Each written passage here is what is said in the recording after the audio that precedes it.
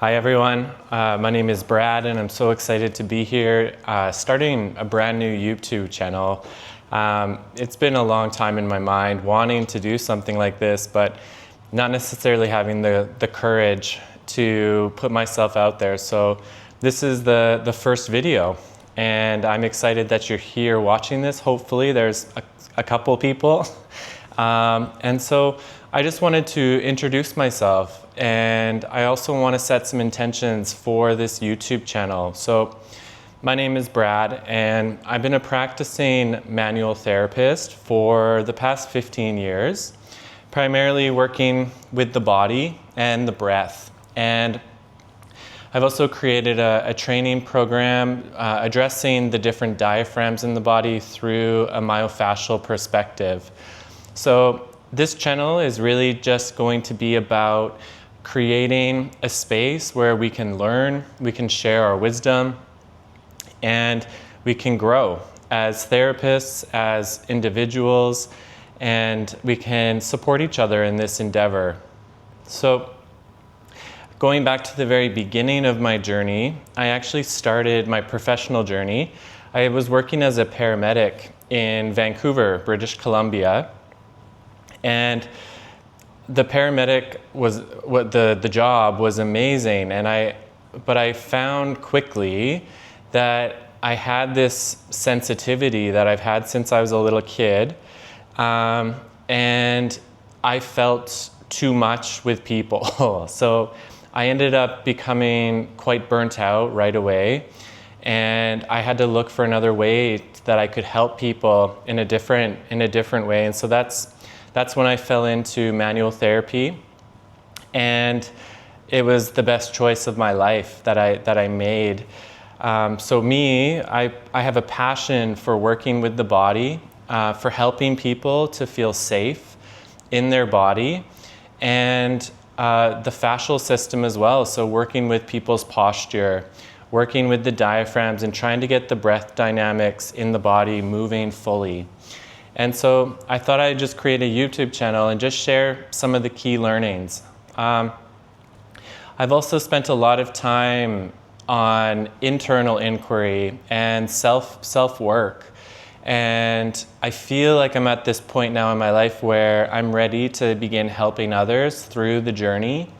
And so there'll be parts of this channel that are going to be more directed towards spirituality, connection, community, and some spiritual teaching. So I hope that sounds good. If that sounds like something that interests you, I'm so grateful that you're here, and I'm excited to grow this brand new endeavor with this community, this worldwide community.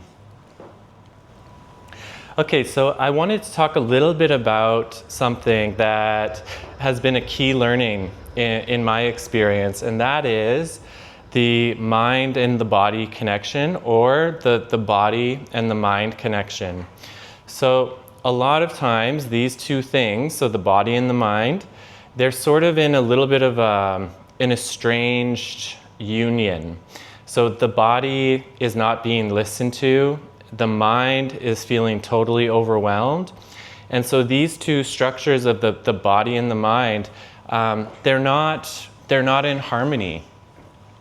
And what I found through my own somatic journey and working with clients on the table is that there's a real healing potential when we can get this relationship between the body and the mind in harmony. And so maybe just question yourself, how does the body feel? And has the body been able to be heard and listened to from the mind? What I've seen in my practice a lot of times is that the body is not being listened to because the mind is so active, and the body doesn't have a chance to actually be heard. And so then the mind will begin sending out more signals of pain, more signals of dysfunction, and then the body becomes even more unheard. So I question for you, and we'll do a practice together today where we can actually connect the body and the mind together through simple breathing, and that will help build that relationship. So in the dynamic myofascial mobilization training, a big segment of the training program is to help practitioners begin to open up dialogues with their clients. So a lot of alternative healthcare practitioners were not trained in how to open up a conversation with the body and also orienting to the mind. And so that's been a huge learning for me personally, how to do that safely. And also staying within a scope of practice. So many of us are not psychotherapists or psychologists, so how do we open up a conversation and still keep that container really safe? And so that's something I'm really passionate about teaching other therapists how to do, because I've seen remarkable improvements in my clients' lives. So that's something that's in the program. If you're curious about that, just take a visit to the website. There's a ton of information there. Okay, and another topic that I would like to cover that's been really transformational in my life is personhood versus presence. Okay, so personhood versus presence. And this took me a long time to understand through a lot of suffering and through a lot of difficulty. So as we move on in life and we start growing in different ways, we start to learn as we're going, hopefully. And this was a key learning for me. So personhood, or it would also be known as the ego, is the person you're playing in this world, okay? So it's your likes and your dislikes. It's the judgments of the mind. It's the need for everything to be a certain way. And if it's not, it deeply affects you. And in my experience, personhood has been exhausting. And I got to a point where I got so tired of personhood, where I was on the floor, literally, and it forced me to go deeper. It forced me to come to the understanding that yes, there's a personality, but deeply that's actually not who I am. And the awareness that came through after that, the presence came in and sort of created some separation for me, which was amazing. I'm not here on this YouTube channel saying that I'm perfect. I still go into personhood. Certain things will still trigger me. But that, for me, now when that happens, I know what that is. Oh, there's the personhood. And then if I can, I try my best to go into the presence a little bit more deeply. It sounds like a very simple concept, but the realization of that and what you really are at the core can be a game changer in your life. So I encourage you maybe to examine that. When are you in personhood deeply? When is the ego really fragile? When do you feel the deepest calling into presence? A lot of people will feel the call in presence in quiet spaces, in nature, in beauty. So watching a sunset, you're totally present and it sort of envelops the whole being. And I just think we're moving into a time where presence is called for, because a lot of us are getting tired of playing the person and being so distraught when things don't work out the way we thought. And that personhood, in my opinion, is actually suffering. And like I mentioned, I think there's still a place for it. There's still a place for the personality, the personhood. You are in this world. But there's a calling to go a little bit deeper into the presence of who you really are, aside from the mind, aside from the body, and I want to help you get to that place. And so that is going to be a journey that we'll take together if you're interested. And that's what a lot of my practice is with people these days, is just helping them to tune into the presence. And something really magical happens in the body when presence begins to take over. And I'll just share from my direct experience working with people, is that there's a subtle energy current in the body, and it often feels like waves, or it often feels like pulsations sometimes and twitches. And so those sensations require a certain level of presence to really feel. And so I feel that when I'm in deep meditation, and now I'm trying to help others feel that, because one thing I've noticed is like that subtle energy goes to the places physically in the body that need healing. And this puts healing back into the hands and the soul of the person on the table. I'm here facilitating and holding the space, but I'm actually not doing the healing. It's the patient on the table that is tuning into the healing energy of presence.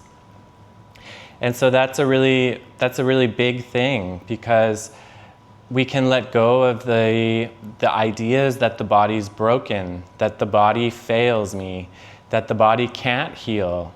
We actually start to empower the clients to understand that they can heal their body. They just have to understand that the mind needs to step back a little bit and allow for this presence to come forth in the body. And then we harmonize the relationship between the body and the mind and the body. And so I hope that wasn't confusing. That's sort of it in a nutshell of what I'm doing these days with my work. And I'm in love with it. I think it's such a powerful practice to help people heal and to move forwards. So if you're a manual therapist or a physio or chiro, a naturopath, a counselor, any healthcare practitioner, or even if you're just a person wanting to go into some healing work, I'm going to show you some really basic exercises that you can do for your lumbar. We're going to start at the lumbar spine. Okay, so you'll see here, this is the pelvis, right? So I'm not going to teach, but I'm not going to teach all of the anatomy. What I really want you to understand is the role, this is called the sacrum, okay? So the role of the sacrum. And there's a couple holds that I'd like to teach you. And so what's going to happen is the patient's going to be laying flat on their back, and your hand is going to go in between the legs and rest on the sacrum. Okay? So I'm going to do this on the table so that you can actually see. And this is a moment to find presence in practice and also help the clients to feel the subtle sensations and energy moving through the sacrum. Imagine that the patient is here, okay? Their head will be up here on the table and the sacrum's lying here, or the pelvis is there. Okay? So what you're going to do is you're going to get the clients to actually bend the knees up, and then you get them to lift the pelvis up off the table, and then you bring your hand and you put it between the legs, and then you get the client to lower the legs down. You drop your elbow as well. And this is a very basic hold. This is one of the first things I teach in the DMM training program, because the sacrum is such a key structure to feel and to also orient to in the body. So what I'll do is I'm actually not going to be mobilizing the sacrum at all. I'm just going to be present with what's unfolding. And what'll happen is the sacrum will be in my hand, and what it'll start doing is it'll gently begin to start sort of wobbling sometimes, or it'll feel like it's starting to pulse a little bit. And there's nothing you have to do with that. It's just to be aware that there's something moving within the sacrum. And so that is called sacral unwinding. And it's one of my favorite techniques to begin working in this sort of somatic lens. So And again, if you're a practitioner, you can definitely try this out. You also don't have to approach it through the legs. You can approach it from the side of the body as well and just hold the sacrum in the hand. And then I wanted to also show you an amazing technique for helping the pelvis and building the connection of the mind and the body with the sacral. It's called the sacral clock. And so I'm going to hop on the table here and I'm going to demonstrate how to do the sacral clock. And what you do is you bend your knees up and you imagine that there's a clock at your sacrum. So there'll be a clock right at the base of your spine. And if you're interested, if you have lower back pain, you can begin doing this with me right now. And so what we're going to do is we're going to move to certain areas on the clock. And the slower you can move, the more gentle you can move, the better. Okay, and let's begin our practice. So slowly tilt your pelvis and push the sacrum down, going to 12 o'clock on the clock. And your lumbar spine flattens on the floor. And then very slowly moving the sacrum to 6 o'clock.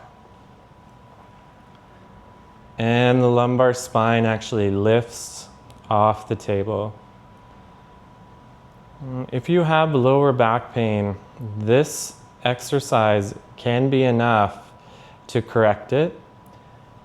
And slowly tilting the sacrum and the pelvis back to 12. Flatten the lumbar. And move to 6 o'clock. Also noticing if you feel anything at the head. There's a clock at the top of the head as well. And back to neutral. Now let's move around the clock. So 12, 1, 2, 3, 4, 5, 6, 7, 8, 9, 10, 11, 12. And let's move the opposite way. 11, 10, 9, 8, 7, 6, 5, 4, 3, 2, 1. Good. And then just lower the legs down.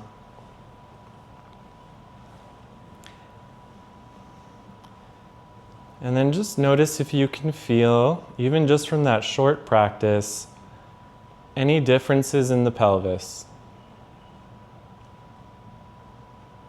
Exercise, that's actually from Moshe Feldenkrais, which he created a technique called the Feldenkrais method. And that sacral clock is a game changer.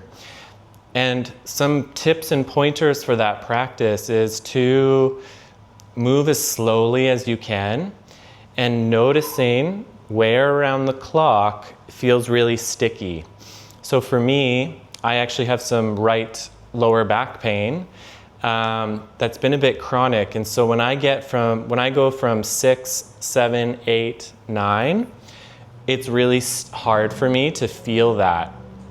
And so then what I'll do is I'll spend time working that part of the clock with my sacrum.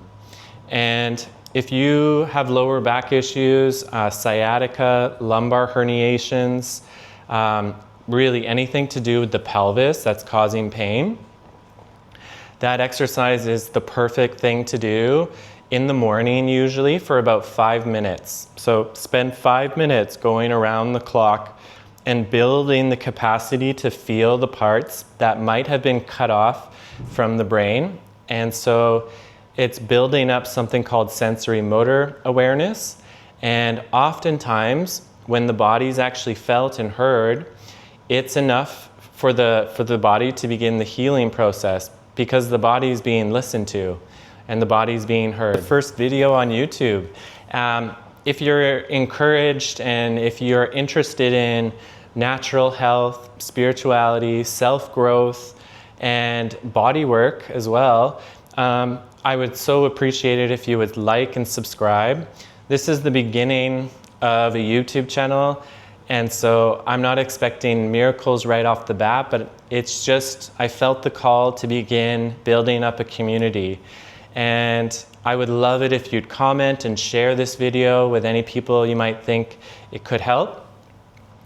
Also, I'm located in Melbourne, Australia.